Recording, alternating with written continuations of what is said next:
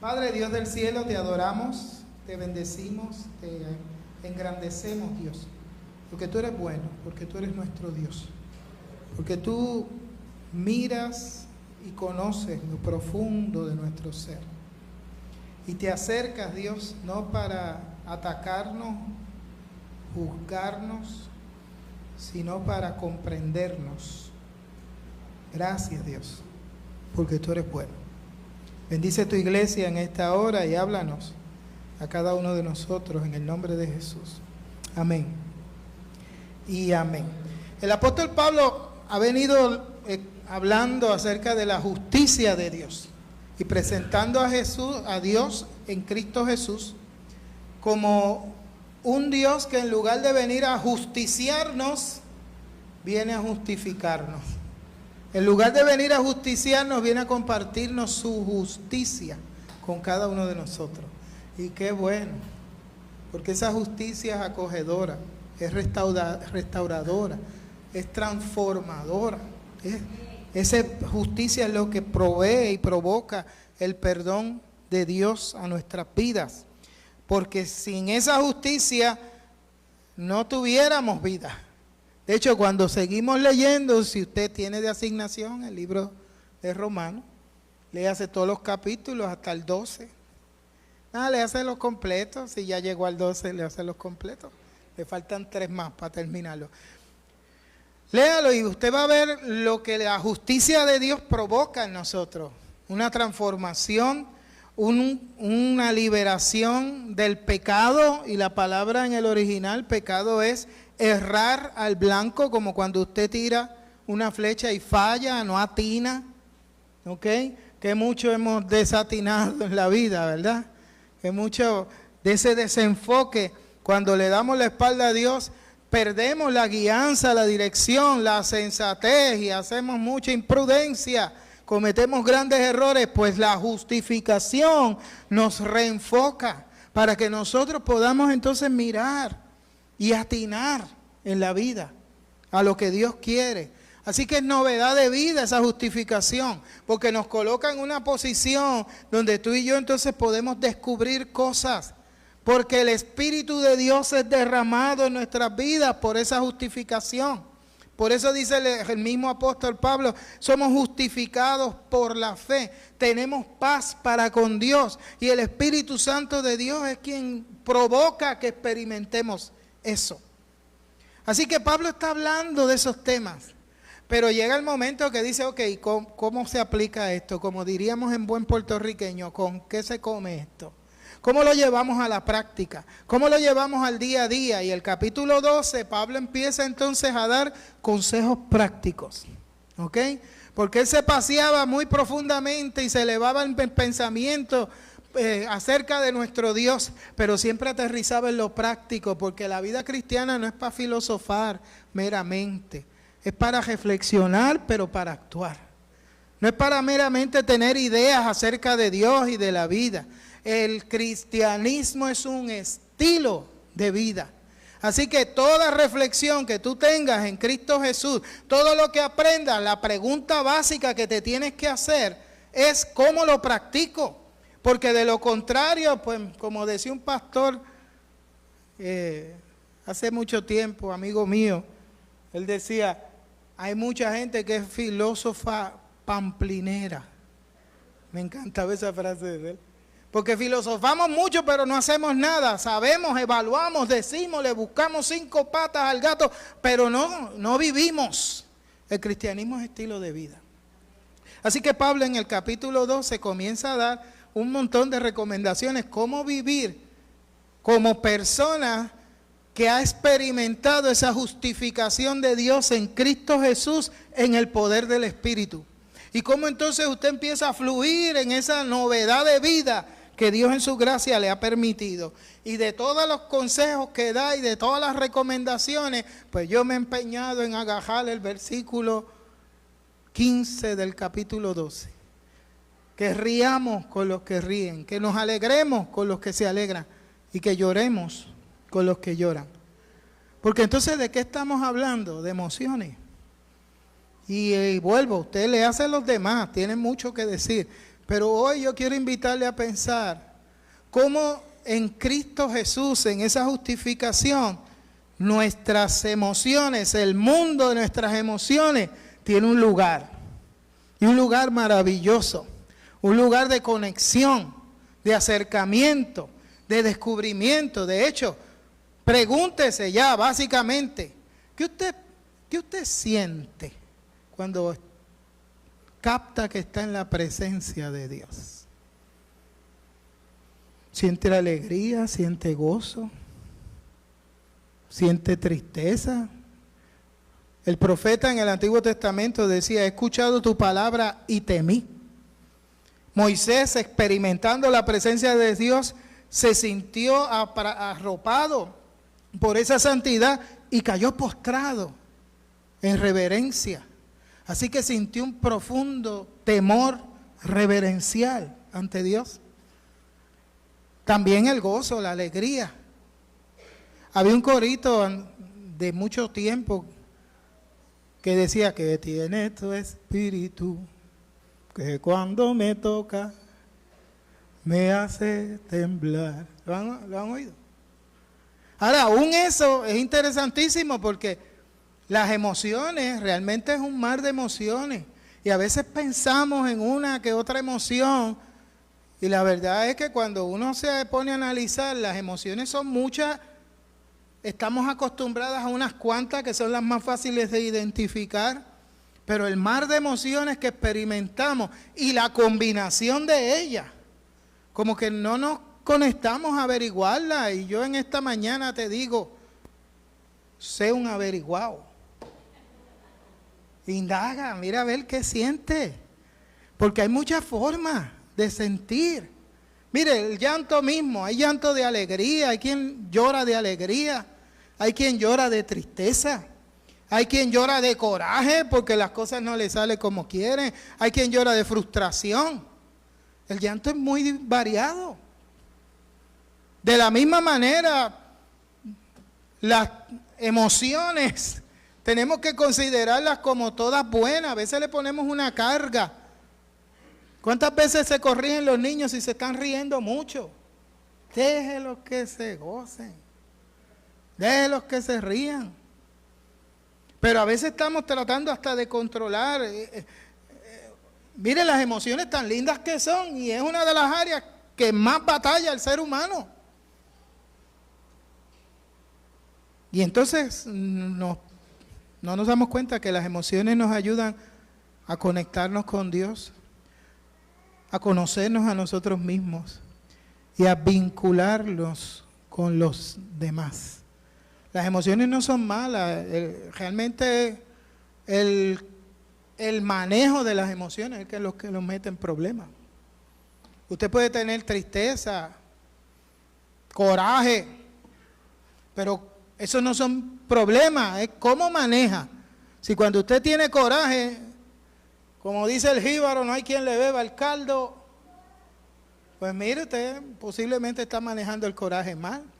Si cuando usted tiene tristeza no quiere ver a nadie y se aísla y mira, yo estoy ahora, ¿qué? Pues está manejando la tristeza mal. Es más, hasta la alegría. Yo siempre digo que hasta la alegría se puede manejar de forma imprudente. A veces cuando la gente está bien contento, hay gente que se pone imprudente cuando está contentito. ¿Usted no lo ha visto? Hacen chistes como que fuera de contexto. Yo no sé si yo les he contado cuando voy en el avión que siempre hay un boricua que entra por primera vez o hace tiempo que no viaja y está nerviosito con la alegría de, hey, entra por ahí y dice, oye, espero que este avión no se caiga. Y él es el único que hace, porque todos los demás hacen. Entonces esa alegría, ¿verdad? Como que lo puso imprudencial. Pero la alegría no es mala, es el manejo. Usted puede hacer un mal manejo de sus emociones o un buen manejo de sus emociones. Qué curioso, porque cuando Pablo está hablando de la vida que es justificada, que experimenta la justificación en el Señor, y está hablando de cómo debe vivir de forma práctica, Pablo de lo que nos está hablando es que tú y yo tenemos que coger nuestras emociones y manejarlas de forma adecuada porque nos sirven para vivir la práctica de una nueva vida justificada en Cristo Jesús. O sea, que usted aprenda a sentir lo que siente. Y a veces son tantas, y a veces son, mire, cuando usted usted nunca le ha pasado que va a una tienda a mirar, vamos, ¿cuántos han ido de window shopping?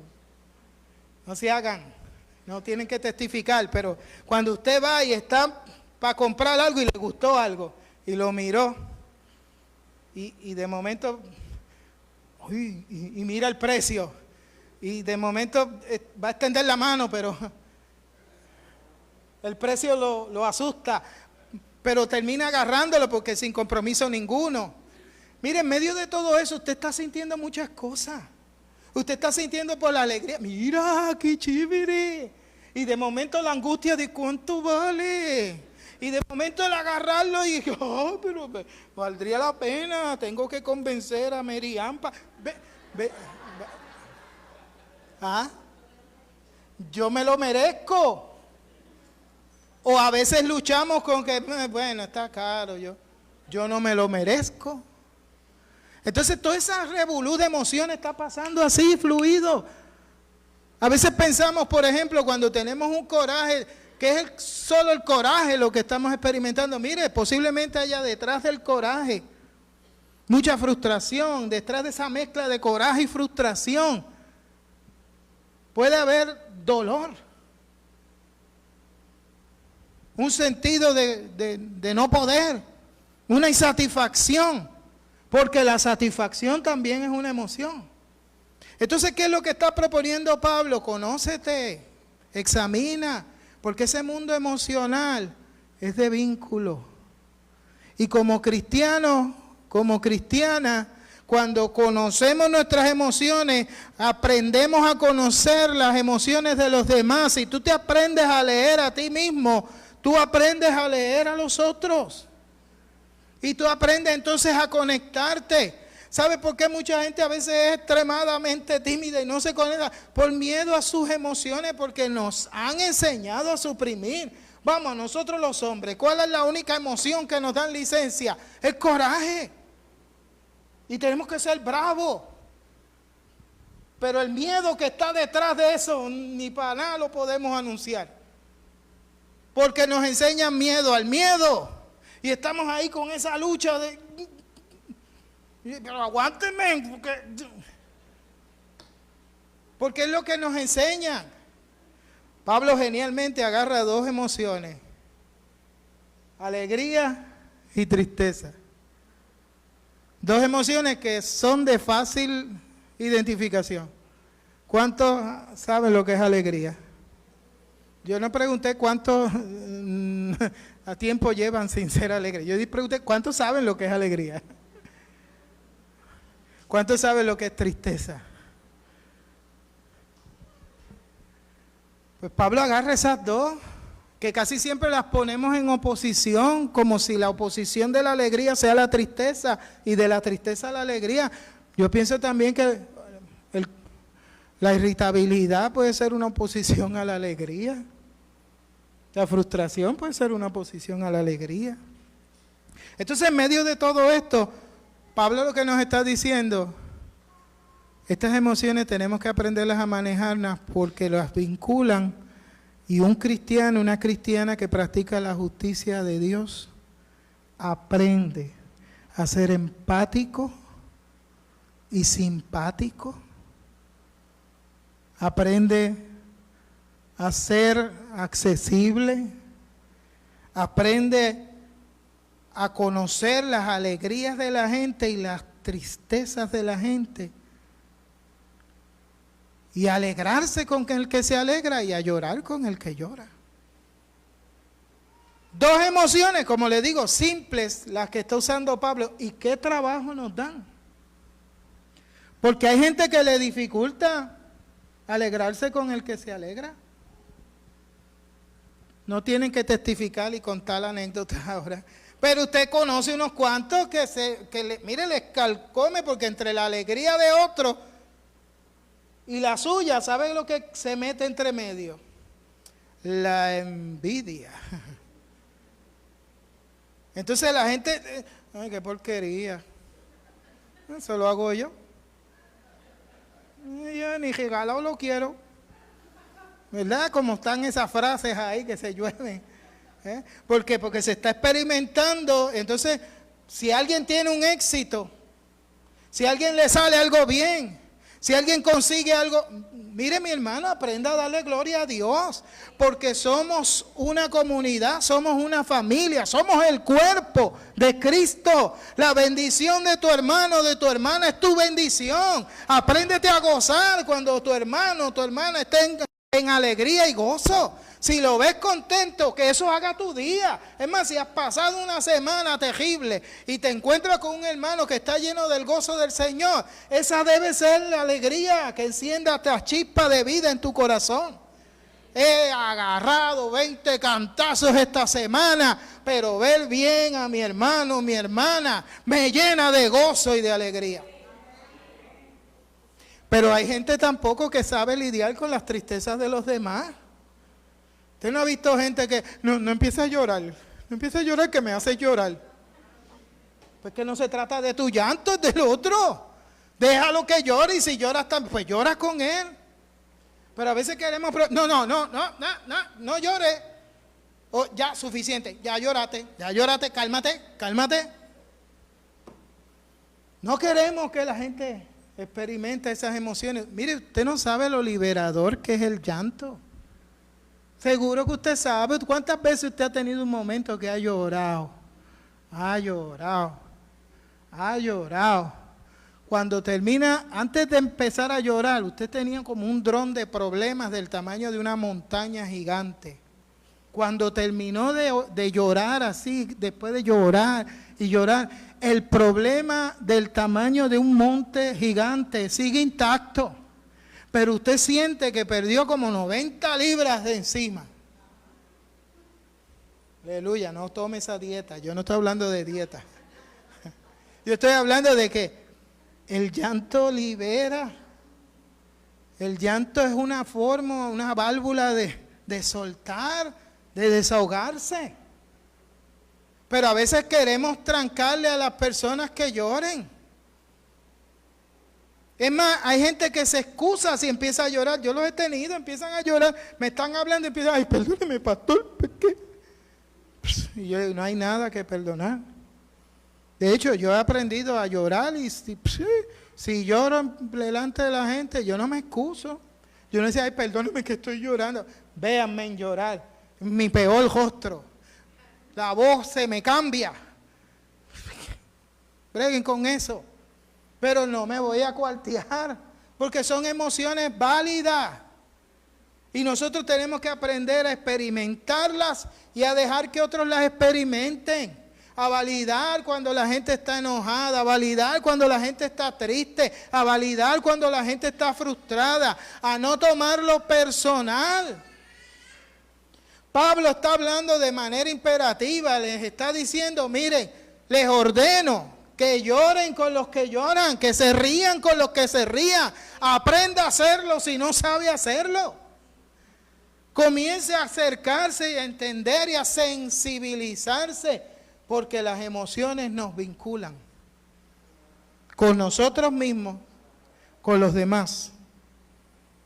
Y en esa parte, entonces desarrollamos empatía, pero nos movemos a la acción.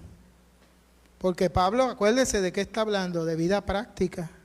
Pablo no le está diciendo a la gente, no lloren, lloren a todo lo que da, ríanse a todo lo que da y ya está bueno, así son buenos cristianos. No. Pablo lo que nos está diciendo es cómo esas emociones se vuelven fuerza de impulso para que tú practiques la nueva vida en Cristo. ¿Me siguió? Eso es lo que está proponiendo Pablo. Pablo no quiere lo que se llama en psicología que usted tenga una catarsis. Hay gente que piensa que si alguien tiene una catarsis, eso de que usted se desahogó meramente, ya se arregló todo, ¿no? Les dije, usted puede llorar, se siente más libre, pero la montaña de problemas sigue intacta. Pues como cristianos, como cristianas, si vemos a alguien que lloró y se desahogó, pero la montaña sigue intacta, tú debes de tratar de hacer lo que esté a tu mano para que esa montaña de problemas se reduzca. No dijeron amén. Porque es más chévere gozarnos con los que se gozan, ¿ah? Celebrar cuando un hermano, una hermana tiene triunfo, cuando un hijo, una hija tiene triunfo. Pero cuando las situaciones se le complican, qué duro, ¿va? Aprenda a llorar con los que lloran y tome acción. Si algo debe provocar las emociones, es que sean cargadas en la mejor de las emociones, que es la compasión, la comprensión. Me encanta ver que en el Antiguo Testamento, cuando el pueblo de Israel clamó a Dios en medio de su esclavitud, dice que Dios lo oyó, tuvo misericordia y se movió en favor de ellos.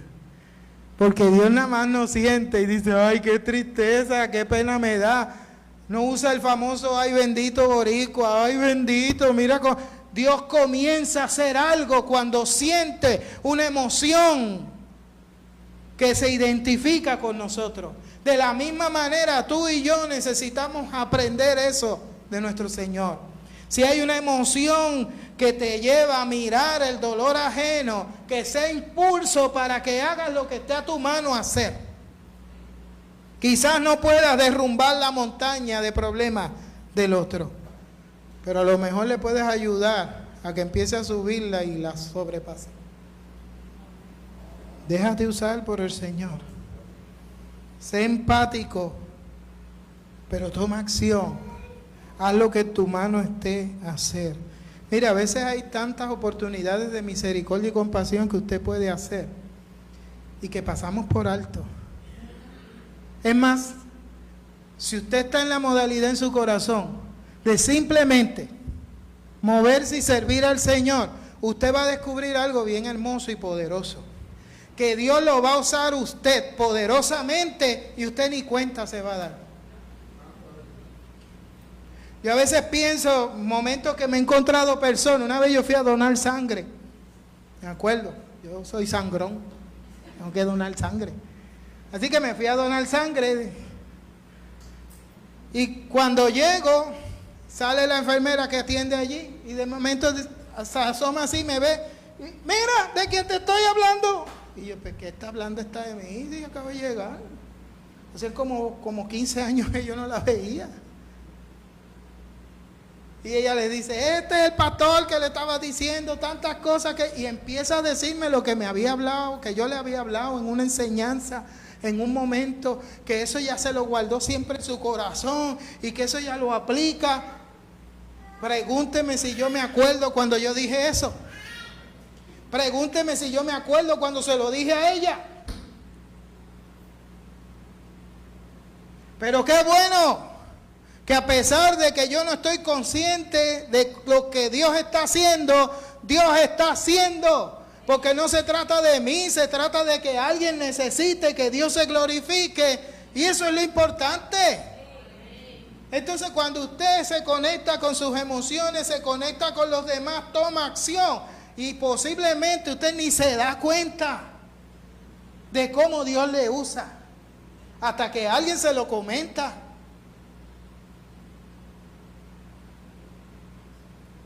¿No le ha pasado? Ahora, si usted quiere protagonismo, pues usted va a estar pendiente a ver cómo Dios lo usa y lo apunta. Mira cómo Dios me usó. Ahora, si usted simplemente quiere vivir esa conexión emocional con otro, usted se va a dejar usar. Y Dios es quien se va a glorificar. Y usted y yo somos siervos inútiles luego que terminamos de hacer lo que hacemos. Finalmente, si alguien estuvo bien conectado con sus emociones, fue nuestro Señor Jesucristo. Si algo me gusta del Evangelio de Marcos, aparte de que es tocayo mío, aleluya, Marcos. Si algo me gusta de eso, es que habla de las emociones de Jesús. No las oculta. Porque hay gente que piensa que Jesús no sintió nada. Sintió todo. Vivió como humano. Experimentó las emociones. Las tenemos todas. Pero vamos a hablar de la alegría y la tristeza nada más. Experimentó alegría en las bodas de Canaán. Convirtió el agua en vino para que la fiesta siguiera. Vivía la alegría. Yo pienso en un Cristo simpático, un Cristo que le hacía chistes a los discípulos, que hacía cosas para que los discípulos se rieran, confrontaba con su humor, pero daba humor. Pero también lloró ante la tumba de Lázaro. También lloró sobre Jerusalén cuando se encontró con la ciudad que no abría las puertas para recibirle. Jesús experimentó el alegrarse y el entristecerse. Jesús entendió la tristeza de sus discípulos. Hoy en día la gente no entiende a los discípulos cuando estaban tristes allí en el Getsemaní, que dice, ni siquiera pudieron haber orado conmigo una hora. Y todo el mundo lee ese texto como que, mira esos chojos de vagos dormidos mientras Jesús necesitaba que oraran. Mire, mi percepción hacia ese texto cambió. Yo no creo que Jesús se levantó de orar y los miró. Mire, ni siquiera pudieron orar una hora conmigo. Jesús no está haciendo un reclamo. Jesús está reflejando sentimientos. Jesús se da cuenta que aquellos discípulos estaban tan cargados porque su maestro iba a ser tomado de ellos, que Él está afligido por ellos, no les está reclamando. Es lo que le está diciendo, wow, la tristeza los embarga tanto que ni siquiera pudieron orar una hora. Porque un síntoma de la depresión, el trastorno del sueño se afecta, se quedaron dormidos. ¿Cuántas veces usted tiene tanta tristeza que cae rendido y le cuesta levantarse? ¿Por qué los discípulos no pudieron tener ese momento? Pero desde acá leemos los textos y ni las emociones nuestras entendemos, las de los demás, ni las de los personajes bíblicos. Jesús era sumamente comprensivo con lo que sentía.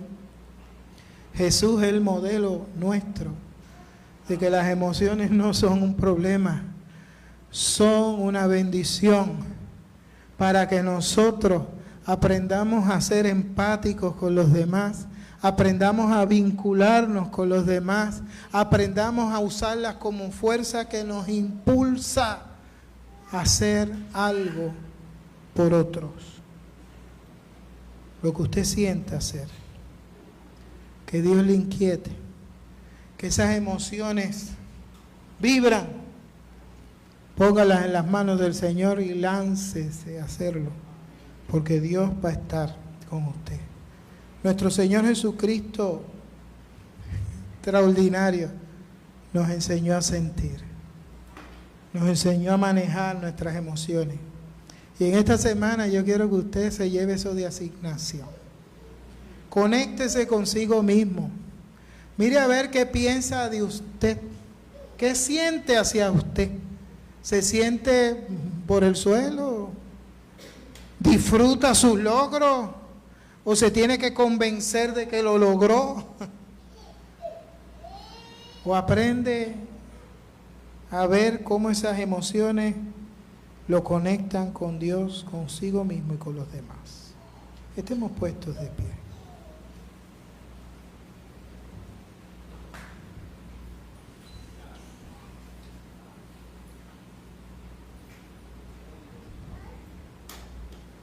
¿Qué sientes cuando estás en la presencia de Dios? ¿Qué sientes cuando estás en la casa de Dios? El salmista decía, por sus atrios vengo con acción de alabanza. Yo me alegré con los que decían, a la casa de Jehová iremos. ¿Qué sientes cuando estás cantando y alabando? Santiago dice, ¿está alguno alegre? Cante alabanza. Y añade, si está triste, quédese en su casa. No, no dice quédese en su casa. Si está triste, dice haga oración.